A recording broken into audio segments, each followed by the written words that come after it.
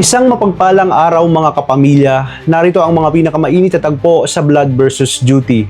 Pero bago ang lahat, kung bago ka pa lamang sa akin channel, sana'y huwag kalimutang mag-like, mag-share at mag-subscribe para lagi kang updated sa mga bagong recap na aking i-upload. At narito ang mga dapat nating abangan ngayong Lunes sa Blood versus Duty.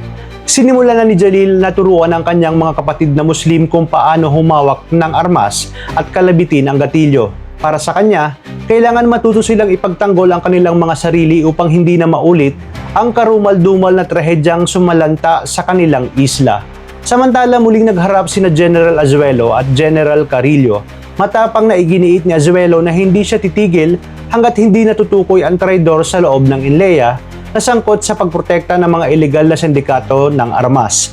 Ngunit agad siyang binalaan ni Carillo na malapit na siyang magretiro at mas mabuting manahimik na lamang siya dahil dito lalo pang tumindi ang hinala ni Azuelo na may kinalaman itong si General Carillo sa lahat ng nangyayari. Ngunit isang mas matinding pagsubok ang kanyang kakaharapin. Natanggap sila ng ulat tungkol sa isang shooting incident sa East Valley Montessori, ang mismong paaralan kung saan nag-aaral ang kanyang anak. Agad na rumispondi sina Azuelo, Lara, Marcus at ang buong Task Force Alpha pagdating nila sa lugar. Isang nakapanlulumong tawag ang natanggap ni Azuelo mula sa kanyang umiiyak na anak. Na ng takot, sinabi nito na anumang ang mangyari ay huwag kakalimutan ng kanyang mga magulang kung gaano niya sila kamahal. Dahil dito halos mawalan ng kontrol si Azuelo at nais nang sugurin ang loob ng paaralan.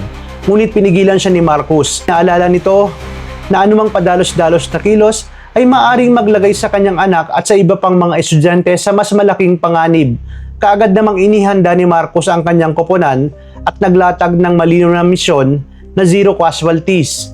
Ngunit habang isinasagawa ang operasyon, muling magpapakita si Felix at sa pagkakataong ito, tila handa siyang gumawa ng hakbang na maaaring magpalala pa sa sitwasyon at magdulot ng mas malaking trahedya. Ano ang magiging kapalaran ng mga estudyanteng naipit sa loob ng paaralan? Liligtas kaya ni Marcos ang lahat nang walang masasaktan? At sino nga ba ang tunay na traidor na matagal nang ikinupublis sa loob ng Inleya? Abangan ang mga nakakagulat at matitinding eksena ngayong Lunes sa Blood versus Duty. Maraming salamat sa inyong panonood at pagpalain tayong lahat mga kapamilya.